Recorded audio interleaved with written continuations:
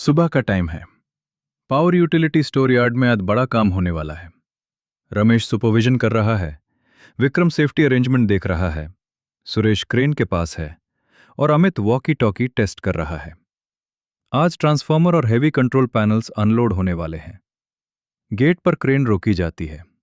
विक्रम बोलता है, crane yard में आने से पहले डॉक्यूमेंट्स वेरीफाई होंगे। सुरेश एक एक करके driving licence, crane fitness certificate, load test certificate, insurance papers, operator authorisation letter और लास्ट सर्विस रिकॉर्ड दिखाता है। पेपर्स चेक करने के बाद रमेश कंफर्म करता है कि डॉक्यूमेंट्स वैलिड हैं और क्रेन एंट्री कर सकता है। सबको क्लियर है, बिना वेरिफिकेशन काम शुरू नहीं होता। अनलोडिंग एरिया के पास टूल बॉक्स स्टॉक होता है। रमेश समझाता है कि आज का काम 5 टोन ट्रांसफार्मर और आरएमयू पैनल्स अनलोड करना है। लोड वेट पहले से कंफर्म किया जाएगा। क्रेन कैपेसिटी लोड से ज्यादा होनी चाहिए। सिर्फ एक सिग्नलमैन ऑपरेटर को सिग्नल देगा। इमरजेंसी में काम तुरंत बंद होगा।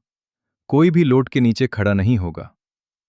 विक्रम रिमाइंड करता है, बिना पीपीई कोई भी लिफ्टिंग जोन में एंटर नहीं करेगा।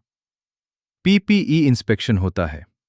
Helmet, safety shoes, reflective jacket, gloves और सेफ्टी ग्लासेस सब चेक होते हैं। अमित बताता है उसका वॉकी टॉकी चार्ज्ड है।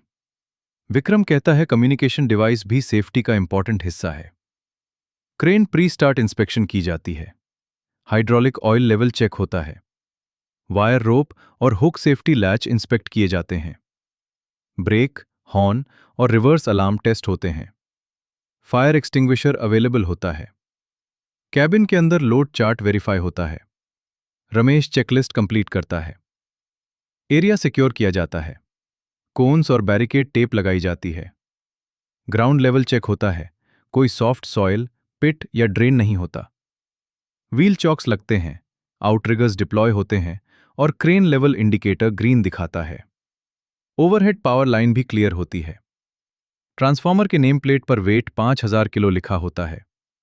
रमेश कंफर्म करता है कि लोड क्रेन कैपेसिटी के अंदर है और सेफ्टी मार्जिन रखा गया है। विक्रम स्लिंग्स इंस्पेक्ट करता है। कोई कट नहीं, कोई किंक नहीं, शैकल साइज मैच करता है। स्लिंग एंगल डायग्राम रेफर होता है। स्लिंग एंगल 60 डिग्री के आसपास रखा जाता है और 30 डिग्री से कम नहीं। कॉर्नर पैड्स लगाए जाते हैं। अमित स्लोली अप का सिग्नल देता है।